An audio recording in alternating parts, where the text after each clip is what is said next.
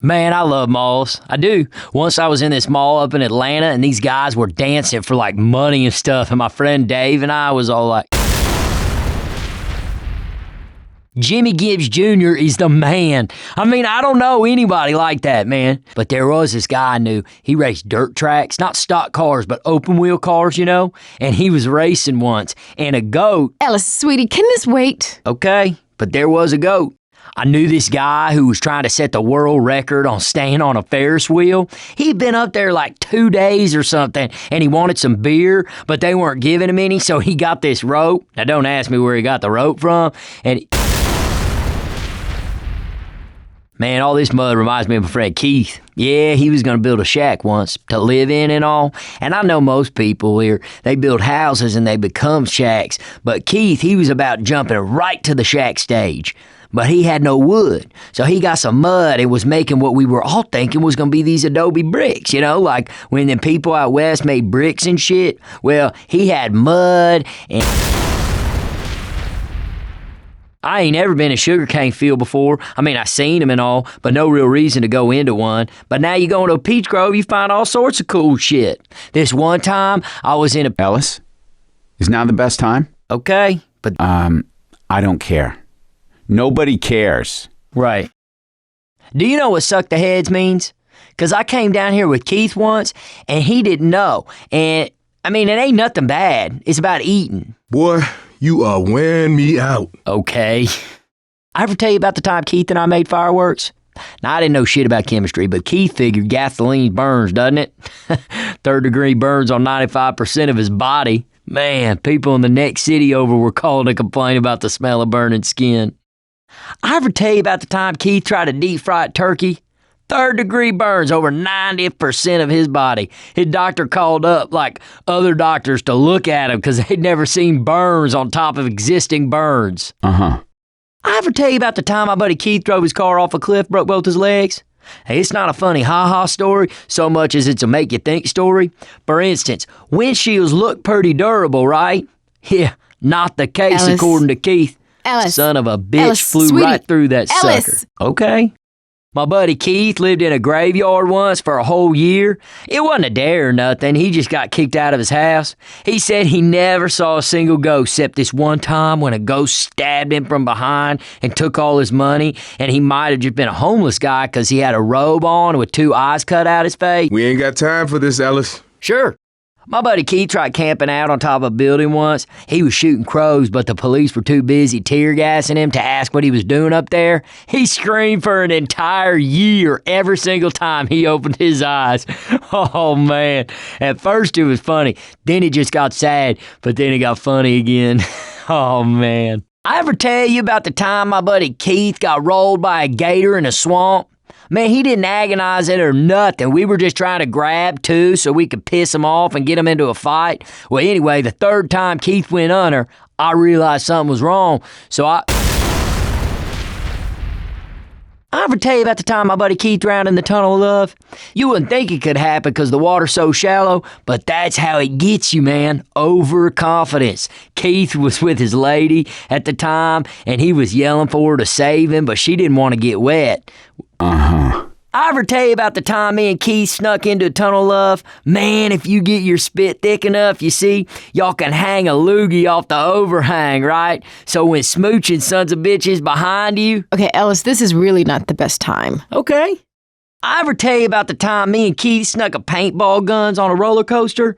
I never heard of anybody else doing it, so I thought we might invent a sport. So Keith called a patent office. Ellis, is now the best time? Okay. I ever tell you about the time me and Keith made homemade bumper car ride with ride mowers in his backyard? Mower blade wounds over 90% of his body. I didn't run him over either. He somehow managed to fall under his own. 90%? Yeah. I ever tell you about the time me and Keith filled up water balloons with our own... One time, the Army bombed my buddy Keith. He went camping and didn't bother to read the signs, and I guess they were just testing bombs that day. All sorts of stuff, too, not just regular bombs, like biological nerve gas bombs, shrapnel bombs, these bombs that break up into the air to like 100 smaller bombs. Ellis, why don't you just tell us this in the chopper? Cool. I ever tell you about the time my buddy Keith fell down an open manhole? He was unconscious down there for like a week. During that time, unbeknownst to Keith, they paved over him. Keith had to... Boy, you are wearing me out. Okay. I ever tell you about the time my buddy Keith and I were on the top of a burning building and we had to fight our way down like 5 floors of zombie? Wait a second. I guess that was you guys. Oh, shit, man. I can't wait to tell Keith about that one. Uh-huh. I ever tell you about the time my buddy Keith fell out the roller coaster? Yeah, he didn't drop forward, mind you, just onto some tracks, but the carnival people wouldn't stop the ride because all the other people paid good money and Keith snuck on for free, so he had to dodge for like 20 minutes or so. I ever tell you about the time my grandpa took me on a bus to Memphis and visit Graceland? And Hey, Ellis, why don't you tell us about the time you shut up? Okay. Nick, leave him alone. Sweetie, I normally like your stories. I do, but not now, okay? Okay. Oh, dude, this reminds me of that time my buddy Keith, he went on a diet on account of what his doctor saying he had to go on a diet or he'd die. So they told him he could drink nothing but them little diet shakes. But those are like $5 a can, man. And Keith is like, look, I ain't... Wait, hold on. Say that last part again. His whole body. No, man, he gained like 30 pounds. But he did invent a shitload of tasty drinks. I was kind of always partial to the Keith's Kiwi Kamikaze. Uh-huh. This one time, my buddy Keith on a dare got a tattoo. I'm a moron. Right across his forehead, man. Of course, he made $200 off that, so you ask yourself, who's the real moron, huh? Uh-huh. Hey, Nick, you and me, we ought to get tattoos that say bros. That's never going to happen, Ellis. I'm going to get a tattoo that says no. I ever tell you about the time my buddy Keith wanted to see what it felt like to be in a snowstorm? Said he ain't ever seen real snow. Only snow we get is from that big machine that cleans the ice at the local rink. So he just figured he'd make do with that big machine when it went to dump its load. He just lay under it. Man, took us 2 hours to dig him out. Yep, lost 2 fingers and a thumb to frostbite. Ow. Damn. This one time, my buddy Keith started up a historic tour on account his mom took him to Colonial Williamsburg, and it's like a license to print money at them places. Now, you might ask yourself how an honest attempt to recreate the majesty of colonial times turned into raccoon fights at $5 a pop at Keith's backyard. Man, the answer to that particular question is that Keith is sharing a place with his 2 brothers, and them being assholes who wouldn't let him do it anywhere but the backyard. Well, add that to Keith didn't technically have any, history to put on display, but he did have a whole family of raccoons living in the chassis of an old car. And you begin to understand. My buddy Keith had his car drop in a lake off a bridge just like this one here. Yeah, see, he was driving over it late at night, and there in the middle of the bridge was what looked like, in Keith's estimation, like a dead bear. So Keith gets out his car to find like a stick to poke at it, right? Well, it turns out it's just some lady's fur coat that must have fallen out her car. So, hey, free coat, right? Now, owls won't normally attack a man, but in this case, they were hungry, and that made them reckless, man. Keith reckons they must have been there for hours watching what they thought was a bear carcass, because as soon as he picked it up, them owls had claws in him an inch deep. Well, Keith figures his best bet is to jump in a lake, because owls can't swim. Well, them owls could. He fought them for like 20 minutes treading water, and during that time, a boat came, bridge went up, and down went Keith's car. Man, sometimes nature's just trying to teach us, if we'd only listen. That's actually not a bad story. I ever tell you about the time my buddy Keith made sushi? Yeah, his mom took him to a sushi place for his birthday, and he didn't want to go, but he turned out he loved it, man. But it's like $10 a sushi at one of them places. So Keith figures, hey, how hard could it be to roll up some raw food and seaweed, right? As it turns out, it's hard.